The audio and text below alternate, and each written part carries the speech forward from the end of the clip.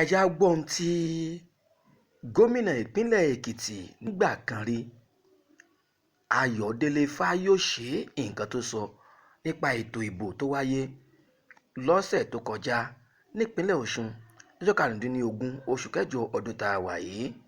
Let me say to you, the election ordinarily, because of the closeness, in my perception, could go either way. So, but in an election, somebody must win, somebody must lose. If you look at that election very well, that's why I say people must look at not somebody has lost, somebody has won. You must look at that election, the dynamics very, very well. That election was won by 66,000 votes. 46 of the 66,000 votes came from Ede, which is the stronghold of the Adelekes. Everybody, all permutations pointed to, would not be a surprise when you get such figures from Ede. But I personally didn't look out for a 46,000 out of 66. You understand? It's all been a known fact that Ede is the base of the Adelekes.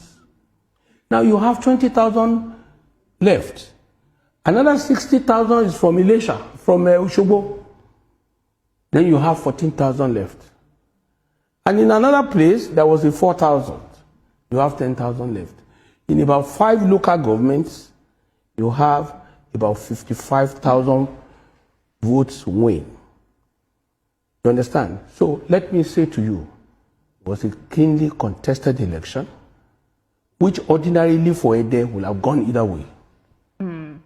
So let us commend their delegates for winning and remind them they need to be magnanimous in victory. I just have to hear my opinion. Be magnanimous in victory. The language now must be right. Reconciliation must be total. Not with the accord alone. Ayọ̀délé Fáyòsé ó ní kí àwọn èèyàn kí wọ́n tú dànù. Ó ní tó bá jẹ́ pé agbára òkè ni wọ́n fẹ́ lò láti gba ìpínlẹ̀ Ọ̀ṣun ni, ó ní kò sí ẹnikẹ́ni tó lè dá wọn dúró rárá. Ó wá mú wọn lọ sínú ìwé ìrántí nígbà tó ń ṣì wà gẹ́gẹ́ bí gómìnà ní ìpínlẹ̀ Èkìtì tóun náà ń béèrè fún sáà kejì lọ́fíìsì ńgbà náà lọ́hùn-ún. Ó ní gbogbo agbára àti gbogbo ipá ni wọ́n lò tí wọ́n fi gba Èkìtì mọ́ òun lọ́wọ́ nígbà náà.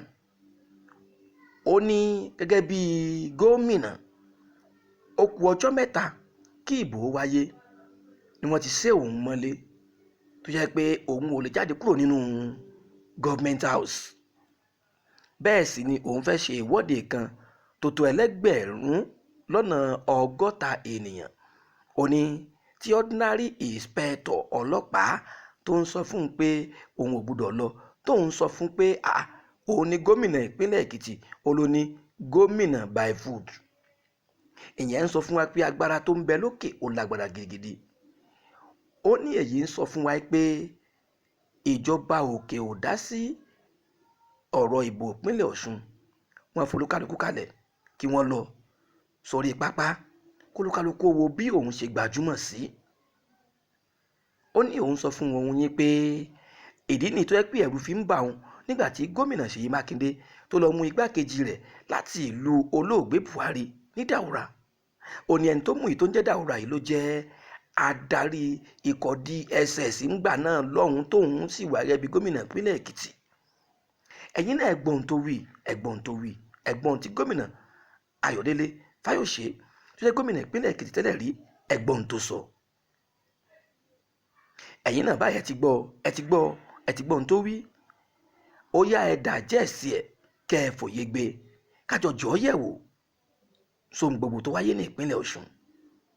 Ẹ láìkì ẹ̀, ẹ ṣíà ẹ̀, ẹ pín káàkiri kó lọ fà kó dódò àwọn tó yẹ kó dé. Lórí Facebook àwa ń bẹ, TikTok ẹ bá wa ń bẹ, Instagram gẹ́gẹ́ ni, bó sì jẹ́ lójú òpó ti YouTube page wa ni. Kedere báyìí lẹ́ẹ̀mọ́ wò ó tẹ̀sí mọ́ gbọ́. Kọ́kọ́rọ́ kan tẹ́ fi wọlé síbẹ̀ náà ni ẹ tẹ Target Radio TV Live Target Radio TV Live, ìkànnì aláfojú.